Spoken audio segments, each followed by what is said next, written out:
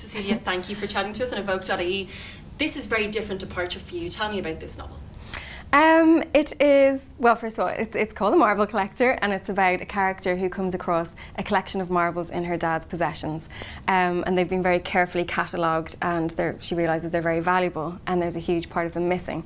So she goes on this quest one day in her life to try and discover the missing marbles. That's what it begins as, but what she discovers as she looks for the marbles is that her father had this secret life that she never knew about, and she's discovering more about him, and as a result more about herself. And it's more about that than the missing marbles. But it is different in that it's written in its two perspectives. It's written from the perspective of Sabrina, his daughter, and Fergus, the father. And yes, it's two very different voices, and it's fresh. Why did you decide to take that particular route with this novel? I didn't really decide it. This is the thing, when I come up with stories, I just kind of follow the lead of the story that's in my mind. And the idea initially was to write about a woman who'd lost her marbles and who had to go on this physical journey of finding actual marbles, and on that journey discover herself. And it was quite a quirky, fun story. It was going to be a short story. But then the more I kind of looked into the world of marbles, the more I realised it was something that I wanted to explore more, and it grew legs, you know, and I knew that was going to be a novel. And it was just natural to me that the other person who owned the marbles was going to be a father, because it's that older generation who really was out on the streets playing marbles, and I wanted to bring back that kind of old traditional game back to life again. And obviously Fergus, we track his life from childhood up to his 60s, I believe. Yes. Yes. So did you talk to your own parents, your own dad, about his life, and you know, what would have been you've been doing in the 50s or 60s? Well, I did about research. Yeah, I did about the marbles. I was trying to figure out, because I really don't know. I didn't know anything about them. I didn't know what were the games, or what would you play with other kids. Were you swapping them? I didn't really know anything about it. So I did ask that, but he played conkers. He didn't play marbles. So, so I know loads about conkers. But I didn't. No, I suppose I didn't really. That was the one thing I wanted to know. I wanted to make the marble games, but no. But I suppose I was able to draw on. They are the closest thing to me from that generation, so I was able to. I don't know. I don't know why you just pick up things from people that you know that are very close to you. You're observing and absorbing. So it wasn't really so much questions as just kind of analysing them secretly. I'm sure they loved that. Well, evil laugh.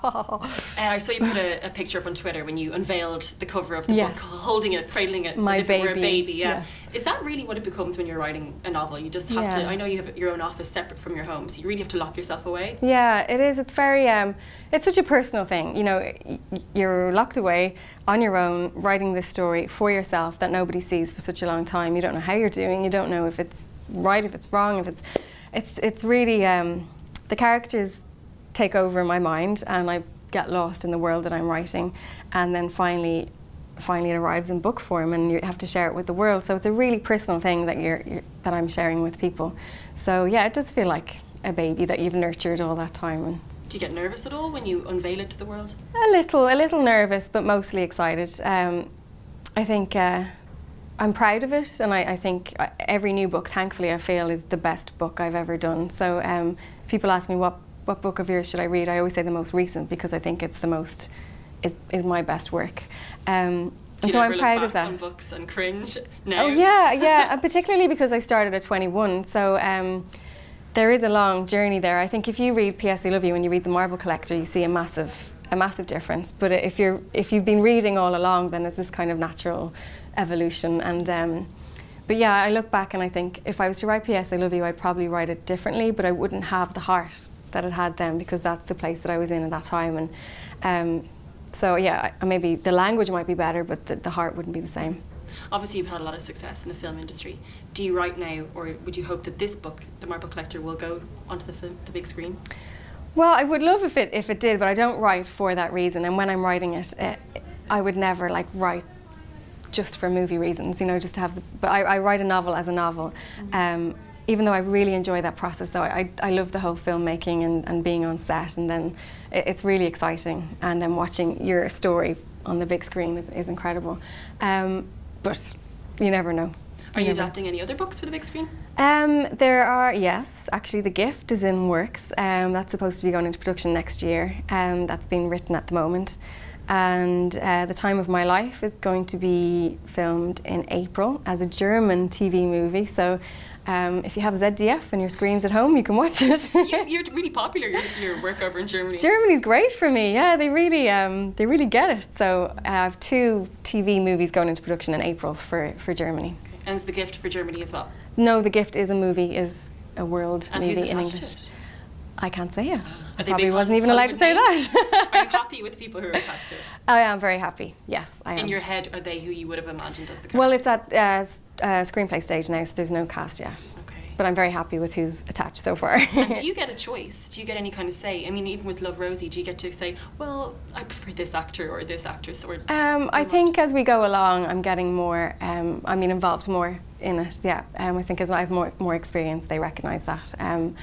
But when it comes to actors, no, it's not really my choice. They do tell me what's happening, though, which is a step forward.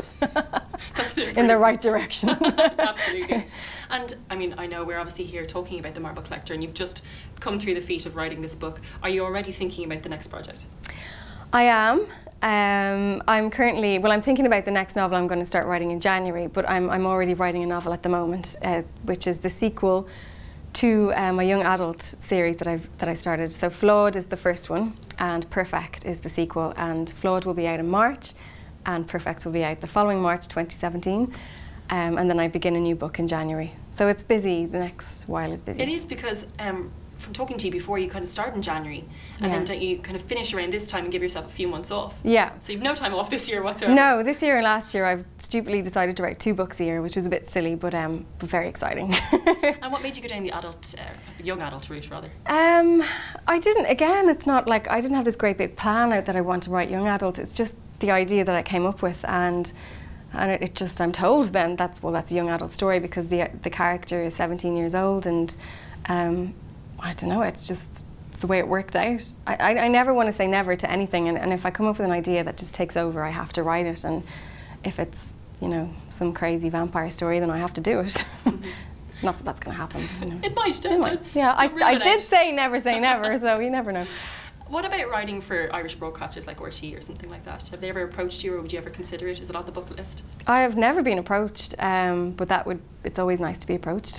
Because you're writing obviously for German TV, yeah, so why not Irish TV? Yeah, that's the thing actually. I mean, I've been working with UK networks and American networks and German networks. Yeah, and yeah, I've worked with a lot of countries, but never my own. So of course that would be an honour if they wanted me.